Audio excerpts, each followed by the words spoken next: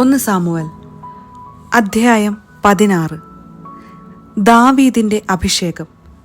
കർത്താവ് സാമുവലിനോട് പറഞ്ഞു, ഇസ്രായേലിന്റെ രാജത്വത്തിൽ നിന്ന് സാവൂളിനെ ഞാൻ തള്ളിക്കളഞ്ഞിരിക്കുന്നു. അവനെ ഓർത്ത് നീ എത്രനാൾ വിലപിക്കും? കുടലിൽ തൈലം നിറച്ച് പുറപ്പെടുക. ഞാൻ നിന്നെ ബത്ലഹേംകാരനായ ജസ്സയുടെ അടുത്തേക്ക് അയക്കും. അവൻ്റെ ഒരു മകനെ ഞാൻ രാജാവായി നിശ്ചയിച്ചിരിക്കുന്നു. സാമുവൽ ചോദിച്ചു, ഞാൻ എങ്ങനെ പോകും? സാവൂൾ ഇതു കേട്ടാൽ എന്നെ കൊന്നുകളയും. കർത്താവ് പറഞ്ഞു, ഒരു പശുക്കിടാവിനെ കൂടെ കൊണ്ടുപോവുക. കർത്താവിന് ബലിയർപ്പിക്കാൻ വന്നിരിക്കുകയാണെന്ന് പറയുക. ജസ്സയെയും ബലിയർപ്പണത്തിന് ക്ഷണിക്കുക. നീ എന്താണ് ചെയ്യേണ്ടതെന്ന് ഞാൻ കാണിച്ചു തരാം. ഞാൻ പറയുന്നവനെ എനിക്കായി നീ അഭിഷേകം ചെയ്യണം. കർത്താവ് കൽപ്പിച്ചതുപോലെ സാമുവൽ പ്രവർത്തിച്ചു. അവൻ ബേത്ലഹേമിലെത്തി. നഗരത്തിലെ ശ്രേഷ്ഠന്മാർ ഭയപരവശരായി അവനെ കാണാൻ വന്നു. അവർ ചോദിച്ചു, അങ്ങയുടെ വരവ് ശുഭസൂചകമോ? അതെ, അവൻ പറഞ്ഞു, ഞാൻ കർത്താവിന് ബലിയർപ്പിക്കാൻ വന്നിരിക്കുന്നു. നിങ്ങളെ തന്നെ ശുദ്ധീകരിച്ച് ബലിയർപ്പണത്തിന് എന്നോടൊത്തു വരുവിൻ. അനന്തരം അവൻ ജസ്സയെയും പുത്രന്മാരെയും ശുദ്ധീകരിച്ച് ബലിയർപ്പണത്തിനു ക്ഷണിച്ചു. അവൻ വന്നപ്പോൾ സാമുവൽ ഏലിയാബിനെ ശ്രദ്ധിച്ചു. കർത്താവിൻ്റെ അഭിഷിക്തനാണ് മുൻപിൽ നിൽക്കുന്നതെന്ന് അവന് തോന്നി. എന്നാൽ കർത്താവ് സാമുവലിനോട് കൽപ്പിച്ചു, അവൻ്റെ ആകാരവടിവോ ഉയരമോ നോക്കേണ്ട. അവനെ ഞാൻ തിരസ്കരിച്ചതാണ്. മനുഷ്യൻ കാണുന്നതല്ല കർത്താവ് കാണുന്നത്. മനുഷ്യൻ ബാഹ്യരൂപത്തിൽ ശ്രദ്ധിക്കുന്നു, കർത്താവാകട്ടെ ഹൃദയഭാവത്തിലും. ജസ്സെ അബിനാദാബിനെ സാമുവലിന്റെ മുൻപിൽ വരുത്തി. ഇവനെയും കർത്താവ് തിരഞ്ഞെടുത്തിട്ടില്ല എന്ന് സാമുവൽ പറഞ്ഞു. പിന്നെ ജസ്സെ ഷമ്മായെ വരുത്തി. കർത്താവ് തിരഞ്ഞെടുത്തവനല്ല ഇവനും എന്ന് അവൻ പറഞ്ഞു. ജസ്സെ തൻ്റെ 7 പുത്രന്മാരെ സാമുവലിന്റെ മുൻപിൽ കൊണ്ടുവന്നു. അവൻ ജസ്സയോട് പറഞ്ഞു, ഇവരെ ആരെയും കർത്താവ് തിരഞ്ഞെടുത്തിട്ടില്ല. നിന്റെ പുത്രന്മാർ എല്ലാവരുമായോ എന്ന് സാമുവൽ അവനോട് ചോദിച്ചു. ഇനി ഇളയ മകനുണ്ട്, അവൻ ആടുകളെ മേയിക്കാൻ പോയിരിക്കുകയാണ്. അവൻ പറഞ്ഞു. അവനെ ആളയച്ചു വരുത്താൻ സാമുവൽ ആവശ്യപ്പെട്ടു. അവൻ വന്നിട്ടേ ഞങ്ങൾ ഭക്ഷണം കഴിക്കുകയുള്ളൂ എന്നും പറഞ്ഞു.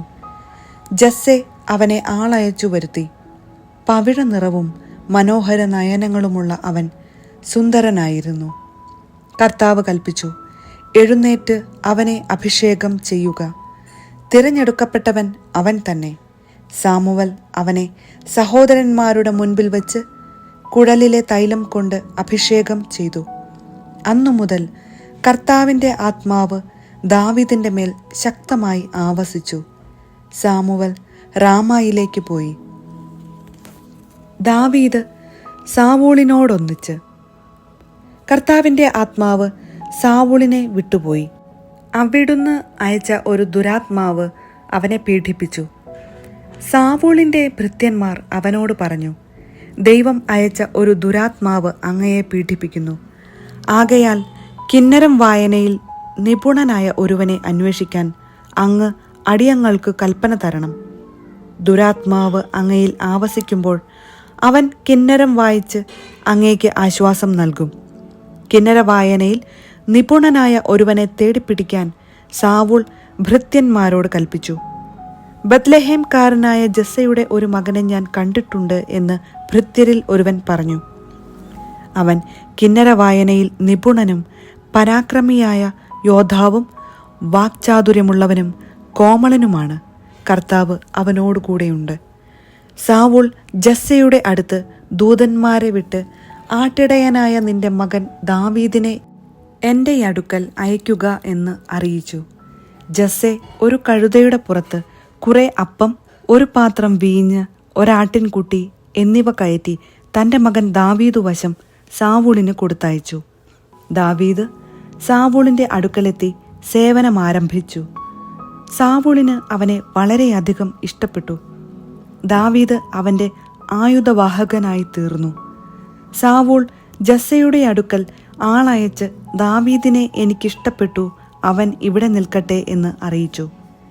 ദൈവം അയച്ച ദുരാത്മാവ് സാവൂളിൽ പ്രവേശിക്കുമ്പോഴൊക്കെ ദാവീദ് കിന്നരം വായിക്കും. അതുവഴി അവന് ആശ്വാസവും സുഖവും ലഭിക്കുകയും ദുരാത്മാവ് അവനെ വിട്ടുമാറുകയും ചെയ്തിരുന്നു.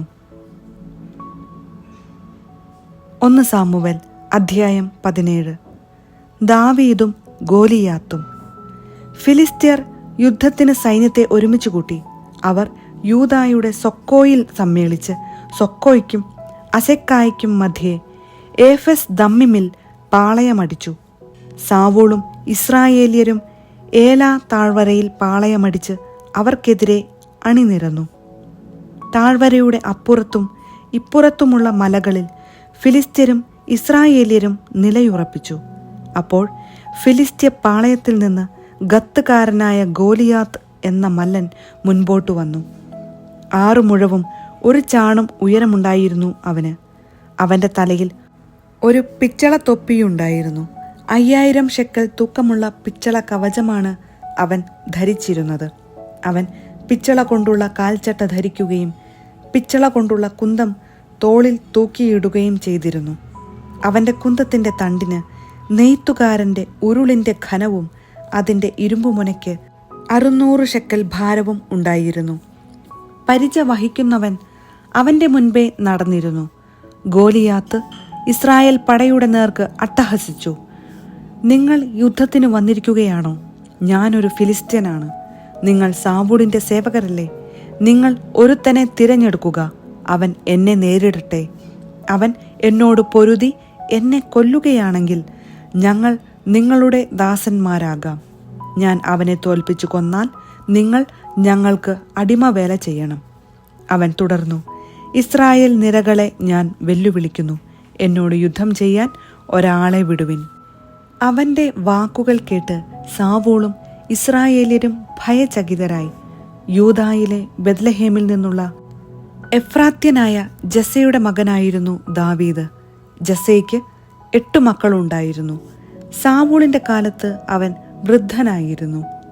അവൻ്റെ പുത്രന്മാരിൽ മൂത്ത 3 പേർ സാവൂളിനോടൊത്ത് യുദ്ധരംഗത്തുണ്ടായിരുന്നു.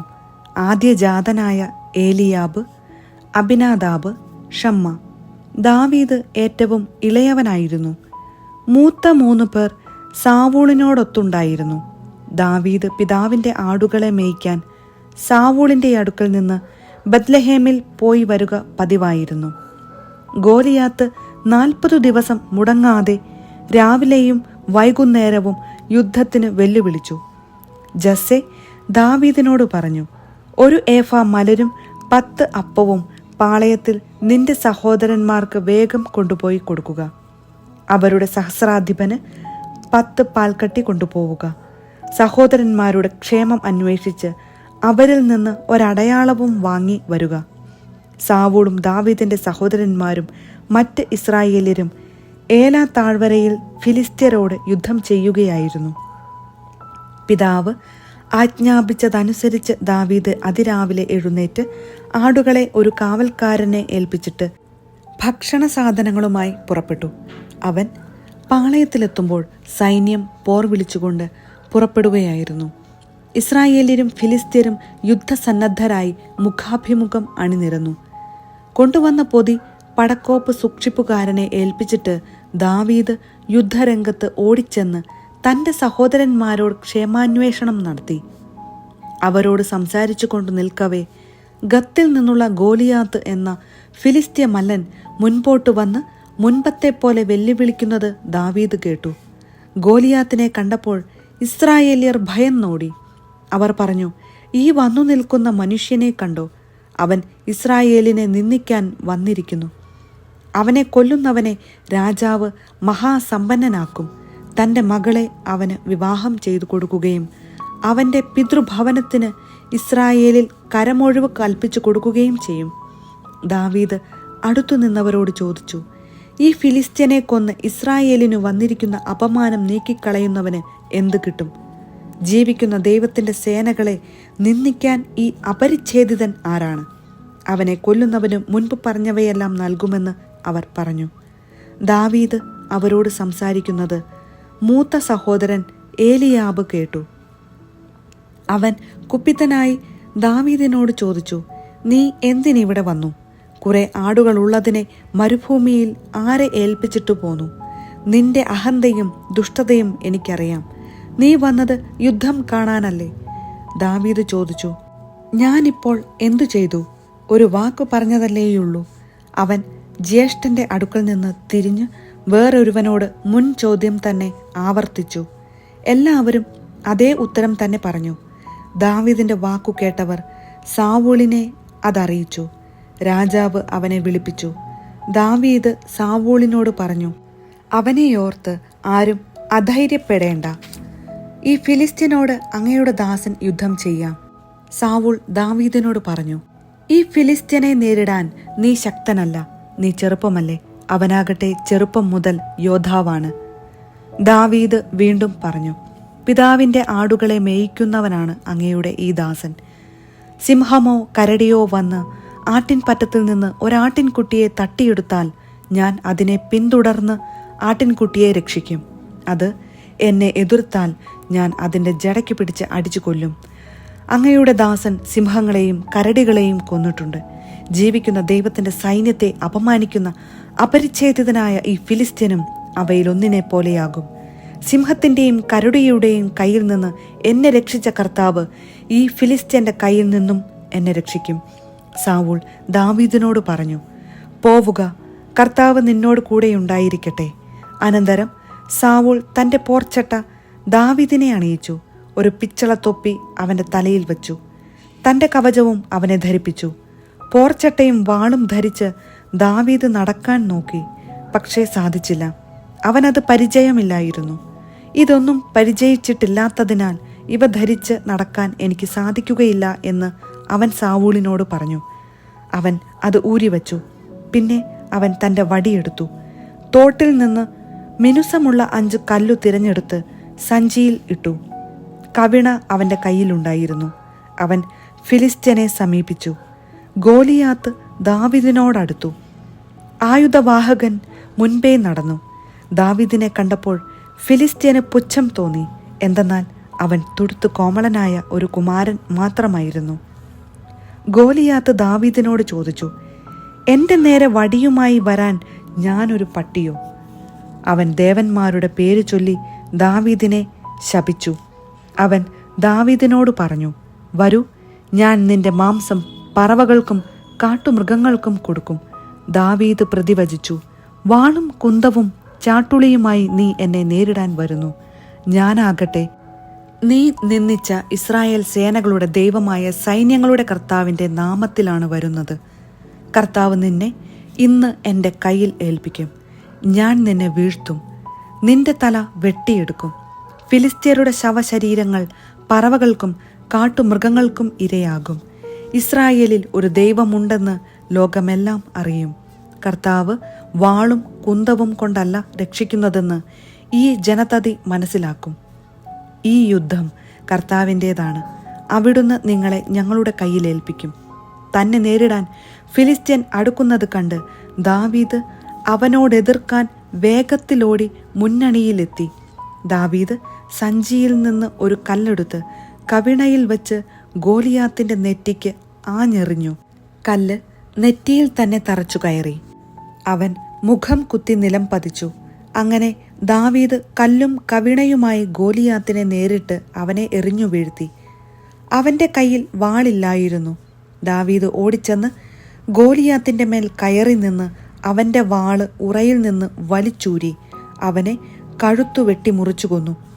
ഫിലിസ്ത്യർ തങ്ങളുടെ മല്ലൻ വധിക്കപ്പെട്ടെന്നു കണ്ടപ്പോൾ ഓടിക്കളഞ്ഞു.